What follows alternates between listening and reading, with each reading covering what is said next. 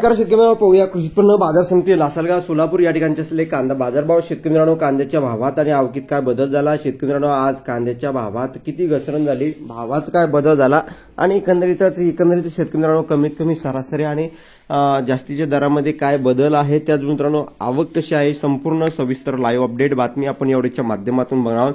कारण की कालच्या तुलनेने एकंदरीत कांद्याच्या आवकेत थोडी घट झालेली आहे। संपूर्ण बातमी बघण्यासाठी शेवटपर्यंत नक्कीच व्हिडिओ बघा। व्हिडिओ जर आवडला तर नक्कीच लाईक करा। सांगा चॅनलवर नवीन असाल तर माझा शेतकरी युट्यूब चॅनलला सबस्क्राईब करायला विसरू नका। चला तर मित्रांनो सुरुवात करतोय कोण शकता कृषी उत्पन्न बाजार समिती लासलगाव, श्री छत्रपती शिवाजी महाराज कृषी उत्पन्न बाजार समिती लासलगाव, दिनांक 25 डिसेंबर 2024 बुधवार रोजचे बाजारभाव। एकूण कांद्यामध्ये 450 नगांचे आहे। आवकेत या ठिकाणी घट झालेली आहे। कांदा आवक अंदाजे क्विंटलमध्ये जर बघितली तर 7500 क्विंटलची सकाळच्या सत्रामध्ये आवक झाली आहे। तर बाजारभाव रुपये प्रति क्विंटल प्रमाणे बघितले तर लाल कांदा या ठिकाणी बघू शकता एकंदरीत कमीत कमी 900, जास्तीत जास्त 2351, सरासरी 1900 रुपयापर्यंतचे मार्केट बाजारभाव आज रोजी चालू आहे।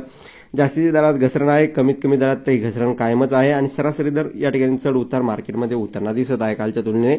त्यानंतर बाजार समिती सोलापूर श्री शेलीरप्पा जावळे सोलापूर श्री सिद्धेश्वर मार्केट यार्डामध्ये दिनांक 25 डिसेंबर 2024 रोजी 220 कांदा गाड्यांची आवक आहे। कांद्याच्या आवकेत या ठिकाणी कालच्या तुलनेने घट झालेली आहे। 220 काल या ठिकाणी आवक 220च्या प्लस होती, समोर होती, परंतु या ठिकाणी आज आवक घटली। आता ह्या आवक घटल्यामुळे भावात बदल तर झाला का नाही, यानंतरच्या व्हिडिओमध्ये आपण सोलापूर या ठिकाणच्या बाजारभावासंदर्भातील लाईव्ह अपडेट जाणून घेणार आहोत।